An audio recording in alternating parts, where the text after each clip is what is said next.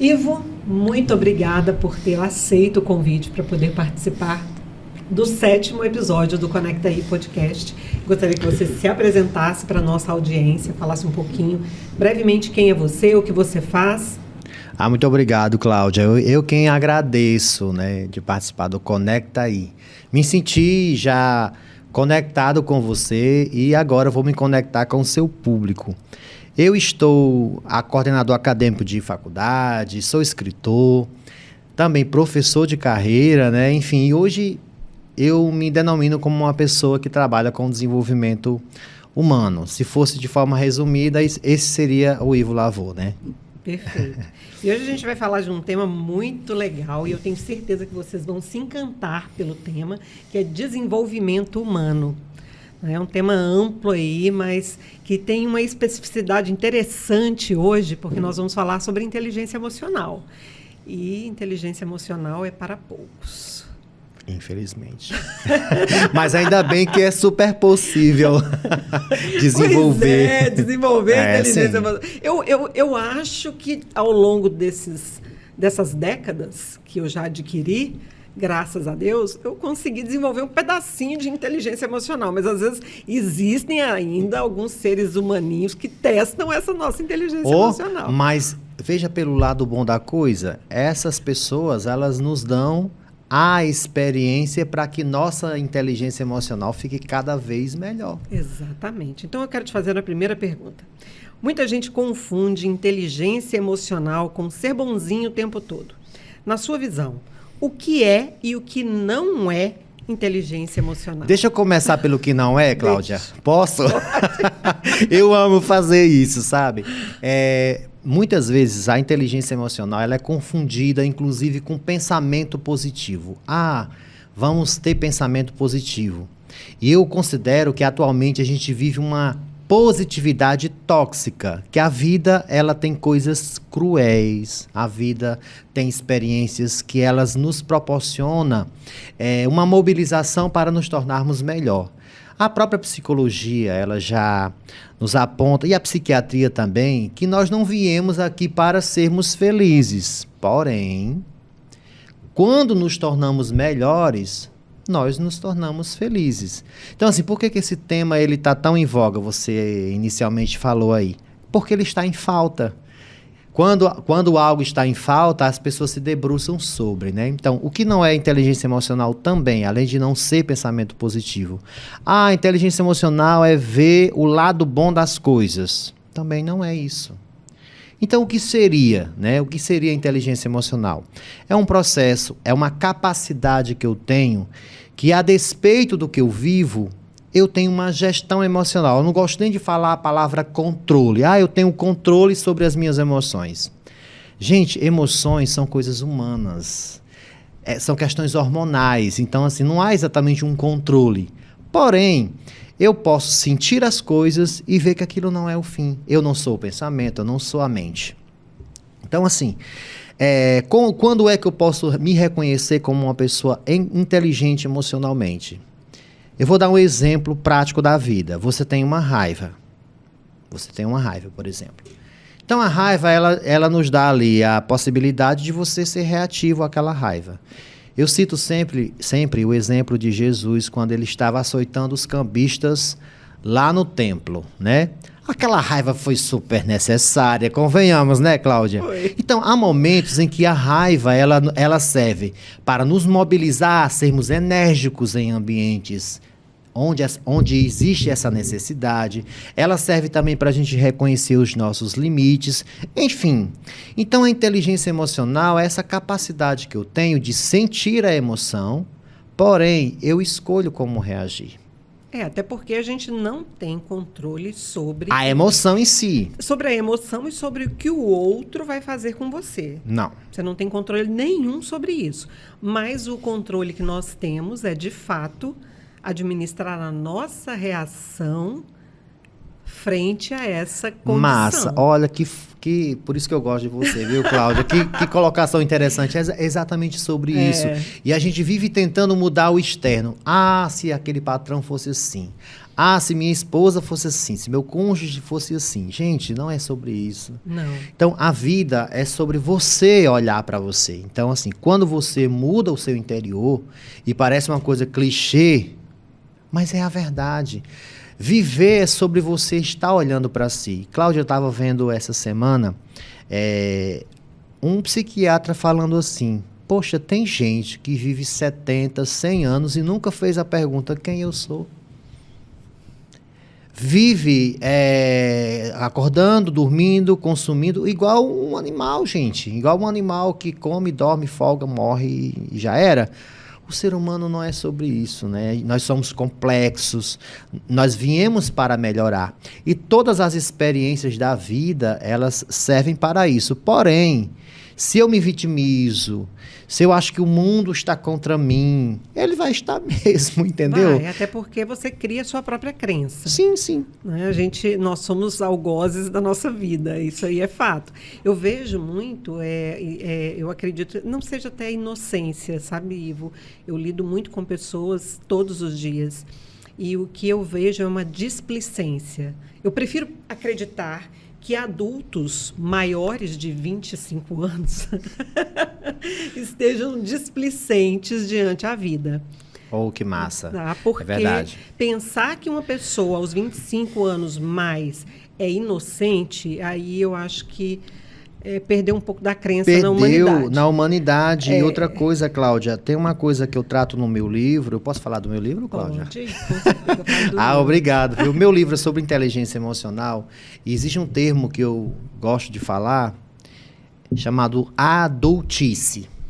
Tem um momento que na vida que a gente precisa ressignificar. Né? Então, eu sofri um trauma. Sim, mas até quando esse trauma vai justificar a sua inércia? Até quando, eu vivi a experiência difícil e tal, até quando isso vai te paralisar? Então, há um momento que é a vida adulta, esse momento, poxa, Ivo, você está simplificando? Não, eu estou tentando mobilizar você a sair desse lugar, que é super possível. Porque a vida te deu isso, mas a vida tem todos os outros recursos disponíveis, inclusive o podcast da Cláudia conecta aí, né? Exatamente. Mas tem uma coisa que você toca aí, que eu acho que ela é um pouco mais profunda, né?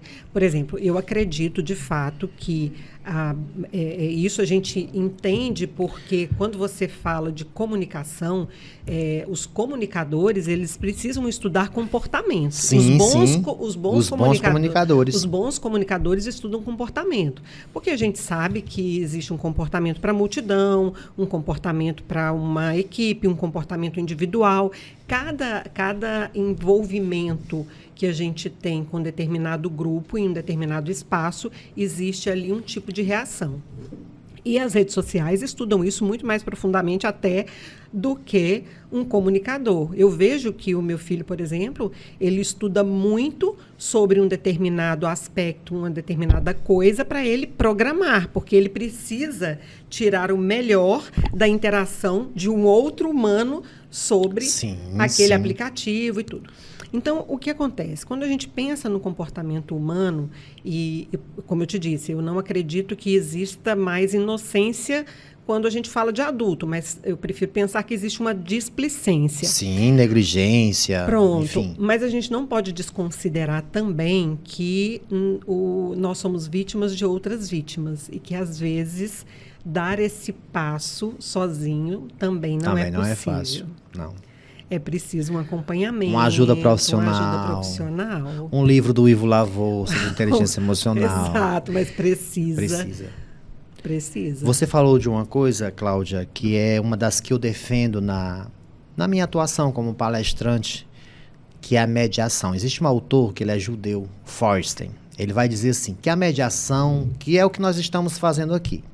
Nós estamos falando, eu conversando com você, e o público, como esse programa é dinâmico, ele vai, né, responder de alguma forma. Existe toda uma intencionalidade nossa, que é um dos pares de toda a mediação. São 2 pares. Você, ao me convidar, teve uma intencionalidade na sua cabeça. Eu, ao estar aqui, também estou repleto de intencionalidade. Porém, com a nossa leitura, com a nossa vivência, com a nossa vida, a gente precisa suscitar a reciprocidade do nosso público. E aí é que está a nossa função como comunicador, né? E aí é bastante difícil, porém é super possível. E é o que seu filho falou e faz, ele precisa suscitar o interesse, né? Porque o interesse, ele é muito particular. Ninguém motiva ninguém. Ninguém conscientiza ninguém. Porém, nós que estamos na comunicação, você como comunicadora, nós mobilizamos, né? A gente representa um despertamento, um start, enfim, é isso. E tem uma coisa interessante que eu acho mágica na comunicação. Quando a gente pega as redes sociais, vou citar aqui o Instagram, que é a rede que basicamente a maioria todo mundo tem acesso, pessoas né? tem acesso, seja de forma pessoal ou empresarial. Lá você tem várias maneiras de interagir. Sim. Né? Você tem post fixo, carrossel, enfim, Reel, no direct. Story, direct. E às vezes eu fico me perguntando assim, será que as pessoas não se perguntam por que existe tanta versatilidade? É exatamente porque nenhum ser humano se conecta a outro da mesma forma. Um precisa de algo mais lúdico, outro de algo mais reflexivo, outro de algo mais afirmativo, outro de forma mais rápida. Então, assim, a nossa interação com outros seres humanos, ela vai variar de acordo com a nossa percepção da gente mesmo, né? Então, assim, da mesma forma que o digital pensa nisso, é interessante a gente, na nossa interação offline, pensar também dessa forma. Isso, né? Com certeza. Pensar em como eu vou interagir com o outro ser humano e até para um processo observativo, porque às vezes, numa conversa, às vezes tem pessoas que gostam de falar muito e tem aquele que é mais retraído. Prefere ouvir, não gosta de falar tanto. Outro é mais observador, né? Fica atento a imagens, a cores. Então, assim, tudo é percepção. E como a gente administra isso na nossa interação com o outro é que faz com que a gente obtenha mais sucesso ou não. Eu penso dessa forma. Sim. E em se tratando da questão da inteligência emocional, essa parte das emoções, né? Complementando aí a sua fala, veja, eu falei da raiva, mas existem outros sentimentos, outras emoções que a gente tem constantemente, que cada uma nos traz um aprendizado. É isso que as pessoas não sacam. Então, essa positividade, até o ócio, as pessoas se sentem culpadas muitas vezes e aí deixam de gozar da inteligência emocional porque não estão fazendo nada. Eu postei algo no meu Instagram essa semana, uma foto minha deitado, assim, aí não fazer nada é fazer algo por você também. Uhum. Então, nós precisamos entender que na nossa complexidade, a gente tem que também não fazer nada. O tédio, ele é um sentimento importante. A raiva, como eu já falei, a alegria exagerada também nos leva a comprar compulsivamente. Então, não é inteligente a pessoa que é positivazinha, não, entendeu? Então, a inteligência emocional vai muito dessa gestão, que ela é complexa, porém necessária. Mas me dê um exemplo bem prático dessa positividade tóxica. Olha, a gente vive um período em que a gente tem que performar em tudo, né? Eu não sou contra ser positivo, porque, aliás, eu sou a pessoa mais positiva do mundo. As pessoas dizem assim pra mim, Ney, por que tu tá sempre assim de bom humor? Eu às vezes, estou morrendo por dentro, mas eu tenho uns gatilhos, né, que eu utilizo da programação neurolinguística e vai revertendo, de repente eu estou com o bem-estar que eu almejo. Entendeu? Isso é tudo uma questão de gestão mesmo. Na verdade, quando é imposto, Cláudia. Tem que. Não tem aquele negócio. Eu tenho que comprar isso. Eu tenho que tal. Quando você tem que, aí já não é legal, entendeu? Mas aí não seria gerar raiva, a indignação do tem que? Mais ou menos. Assim, eu considero assim, dessa forma, que massa que está, né, se desenvolvendo aqui.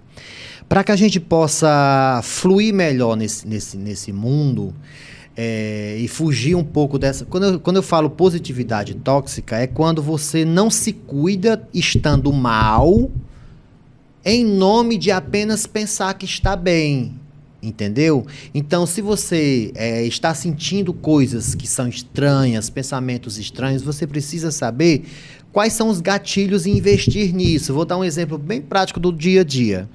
Vou dar um exemplo micro e outro mais macro. Os primeiros 15 minutos do seu dia, né, são super decisivos de como será o seu dia. Isso aqui é neurociência, não é uma opinião. Então, assim, começar o dia sem olhar o celular, por exemplo, é uma estratégia interessante. Você cuidar de você, o que você está sentindo, olhar para aquilo, ter um pouco de atenção. Porque, Cláudia, a gente não pode ficar na superficialidade. Quando eu falo de positividade tóxica, é quando a pessoa está pensando que está bem, só superficialmente, porque isso é muito coisa de Instagram, de filtro, entendeu? É você se aprofundar, olhar para você de fato, é o que a Heloísa Capella chama de atenção. O ápice da inteligência emocional é você ter atenção para o que você sente. E aí sim, você vai ser o que você quiser. Você vai ser positivo, você vai negar algumas coisas, você não vai fazer, entendeu? É isso aí, é bem nessa linha. É o que eu chamo de posicionamento. Pronto, a palavra é essa. Você é top. Porque assim, isso de uns anos para cá, a gente começou a perceber muito nas redes sociais e até mesmo... Porque ainda a maioria das pessoas consomem a TV aberta. Sim. Né? De uma forma, em forma de comportamento de manada. Porque as novelas, né? Isso e tal. Ainda. E aí, esse pessoal, nada contra, já fui da vibe de consumir muito a TV aberta. Mas o que acontece? Não se pergunta, não se faz perguntas. Você só absorve, certo? E aí vai se criando um comportamento, porque tudo é moldado para que você absorva aquelas informações e absorva a nível de consumo. Então, você não se pergunta, o fulano usa roupa tal, da marca tal, chinelo tal, eu quero um negócio tal, e a pessoa não tem, às vezes, condições de adquirir aquilo ali, mas ele se endivida para poder... Pronto, mas ele coloca, digamos assim, a necessidade de consumir aquilo como fruto... Primazia, como fruto do prazer para que ele se sinta feliz. Né? Então, ele, ao consumir aquilo ali, isso também isso aí é amplamente estudado, né? Esse comportamento compulsivo de compra é porque a pessoa tem uma falta de alguma coisa e ela vai compensar aquilo ali comprando alguma coisa. Mas isso vai para muito além da compra. Isso vai para os relacionamentos. Para tudo. Para tudo. Aí deixa eu dizer uma frase sobre isso. Tudo que te dá prazer imediato não te realiza. E tudo que te realiza vai te dar prazer. Eu estudando o desenvolvimento humano, agora os primeiros 1000 dias que são aqueles da gravidez até os primeiros 2 anos. É super decisivo de como a gente vai ser no futuro. E as pesquisas apontam que nessa fase está acontecendo ali muitas sinapses, né? O cérebro está se formando. É tanto que um bebê, só para você ter uma ideia, um bebê ele consome 65% da energia que o corpo produz, só para o cérebro. Por isso que um bebê dorme tanto. Por que um bebê dorme tanto? Porque ele precisa dormir, ele não tem energia para... Se um bebê ficar sem dormir nesse período, ele vai ter problemas. Eu estou falando isso por quê? Porque a questão dos estímulos, o que a gente está colocando no cérebro dessas crianças e nós hoje, o que nós estamos colocando no nosso cérebro. Você falou de informações aí que a gente consome e hoje a tecnologia, não sei se as pessoas já perceberam isso, mas a questão, só um parênteses aqui, a questão da tecnologia ela é diferente do nosso tempo. Nós somos jovens, né, Cláudia? E quando a gente se autoafirma é porque já, né? Já passou dos 4.0. É diferente do seguinte movimento. A televisão, ela joga informação. Já o digital, ele pega as suas informações. Então, nossos cliques, nossas falas, o iPhone aqui está, né, só pegando e vai levando para a nuvem. Hoje, o ativo da economia são os dados. Não é mais terra, nem a própria tecnologia em si, são os dados. Quem tem a informação tem o poder. Então, se eu sei que Cláudia consome roupas elegantes, eu jogo para ela até ela comprar, né, o fisgo. Então, é bem assim. Então, o que a gente tem que mudar para mudar o nosso comportamento? Consumir conteúdo de qualidade. Autoconhecimento. Autoconhecimento. Sem autoconhecimento, você não vai sair do lugar. Você pode. Tem gente que pensa assim: eu quero aumentar o salário. Pode dobrar, você vai ficar na mesma situação, ou pior. Eu vou ganhar mais dinheiro. Não vai funcionar. Nós precisamos trabalhar aqui, primeiro, o eu. E todo o movimento da idade moderna até hoje foi exatamente o contrário, o externo. Eu tenho que vestir tal roupa porque vou acessar a alegria. E existe até uma coisa que a filosofia hoje aponta, que é a questão do narcisismo digital. Para eu existir, Cláudia, eu tenho que ter tantos cliques. Se eu não tiver X seguidores, eu não existo. Que negócio é esse? Então, assim, é uma falta de identidade. É claro que hoje você, nós que estamos no digital, é claro que ser curtido é importante, é claro que nossos seguidores são importantes, mas isso não é o que nós somos. Nós temos uma família, nós temos uma base, nós somos uma pessoa que sofremos, que temos outras necessidades. E é isso que as pessoas precisam saber. A geração digital, ela não sabe disso. Ela pensa que existir é ser clicada. E não é isso. É um narcisismo e um egocentrismo muito grande, né? Essa necessidade de aprovação também. Porque nada mais é isso, né? Eu postei uma foto, ela não foi curtida. Meu Deus, não me aprovaram, o que aconteceu comigo? Só que assim... E daí que não aprovaram? E na verdade, você pode não ter recebido a curtida, você pode não ter recebido o comentário, não foi porque você não foi aprovado. É porque a dor do outro ao ver aquilo ali é tão grande que ele não tem condições de te responder. Ele não tem condições de te curtir. Porque isso vai doer mais nele... Vai doer tanto nele te retribuir aquele seu esforço, né, que para ele é conveniente passar e fingir que não viu. Mas ele viu. Mas ele viu. Né? E a gente sabe que viu. Né? A gente que trabalha com isso, a gente sabe que viu. Mas, e na outra ponta... porque assim, como você mesmo falou, a gente vive hoje, eu, você e tantos outros, nós vivemos da nossa audiência. Sim, então a gente pelo menos eu tenho um respeito imenso pela minha audiência. E é óbvio que eu crio conteúdo para a minha audiência. Nichada ali, Nichada. né? Então eu sei que essa audiência, ela me respeita, porque se ela não quiser consumir o meu conteúdo, ela vai embora.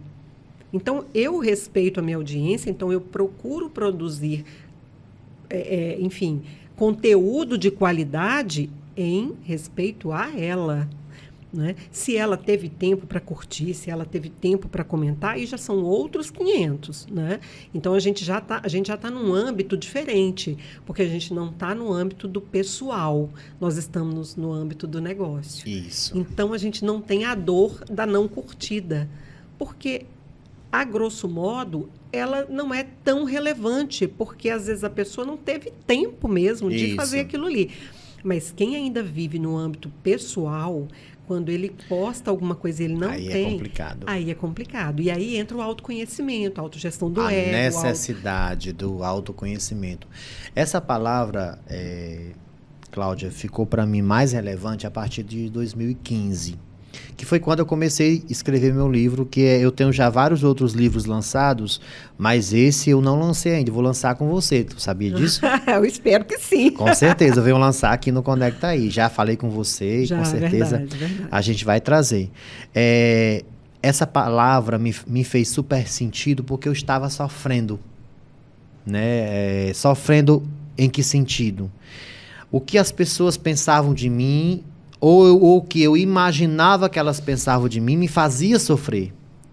Então, quando eu fui descobrindo que o que eu penso não é necessariamente a realidade, e aí eu fui vendo várias pesquisas científicas, meu livro ele é muito científico, a gente vai muito ver os pesquisadores. Tem um estudo, por exemplo, o grande estudo, dizendo no português, que é da Universidade dos Estados Unidos, que ela fala sobre o desenvolvimento humano. E uma das coisas que o livro lá aponta, que as pessoas que fazem tarefas domésticas na infância são bons profissionais no futuro.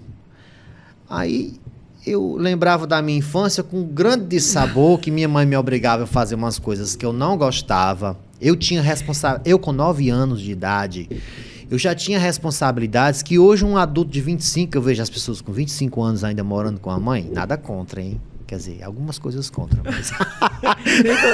Vou mandar um recado lá pra casa. Ó, tá na hora de desocupar o quarto. Tá na hora de desocupar o quarto. Que assim, que hoje aí eu vendo minhas características, né, de resiliência, de suportar algumas coisas. E aí eu fui ressignificando aquela palavra do começo da nossa conversa. Nós temos um momento de ressignificar. Chega de estar com esse mimimi dos seus traumas.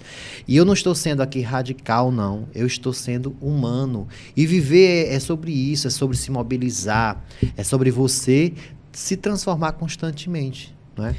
Você tocou num ponto aí que eu me lembrei da minha infância, né? Assim, eu sou a filha mais velha, então, além de mim... Exatamente, eu peguei a minha mãe motivada. Não, só irmãs. Mas você ajudou a criar, com certeza. Ajudei, eu sou a mais velha. O filho mais velho tem esse karma. Exatamente. Mas assim, a diferença não é muito grande, né? Para minha irmã do meio são 2 anos, para minha irmã caçula 5 anos. E a mamãe sempre me colocava ali como exemplo, né? Então, a Cláudia tinha que ser o exemplo, porque se eu não fosse o exemplo, enfim, né? O que seria das minhas 2 irmãs caçulas? E eu lembro que eu tinha uns 9 anos e a mamãe, você tem que arrumar a casa, você tem que aprender a lavar a louça, você tem... E eu virava... E pobre, tá? Porque eu não nasci rica. Então... É rica hoje, viu, gente? Exatamente. Aceito, recebo e agradeço. E aí... A mamãe, não, você tem que fazer isso, você tem que fazer aquilo, você tem que lavar a louça, você tem que... E eu, mãe, eu vou ser rica. Eu vou ser rica, eu não preciso aprender isso, eu não preciso fazer isso. Aí ela, tá certo, você pode ser bilionária, mas você tem que saber fazer. Porque se você não souber fazer, você não sabe pedir, você não sabe dar direção para a pessoa que vai fazer por você. E aí, aquilo lá na infância não fazia para mim o menor sentido, eu fazia com raiva, eu aprendia com raiva. Ótimo. Tá? E aprendi mesmo, porque... E fazia até mais rápido, né? Não, com raiva. Exatamente, com raiva fazia mais rápido, exatamente, né? E aí, cresci e eu percebi o quanto essa fala da minha mãe foi importante. Nossa. Porque, de fato, hoje, eu faço muita coisa e às vezes eu até gosto de fazer aquilo que ela me mandava. Eu falo assim, hoje, às vezes eu faço para poder desopilar. Tipo assim, é o meu momento de ócio. Organizar a casa, organizar alguma coisa. Mas hoje por decisão. Por decisão.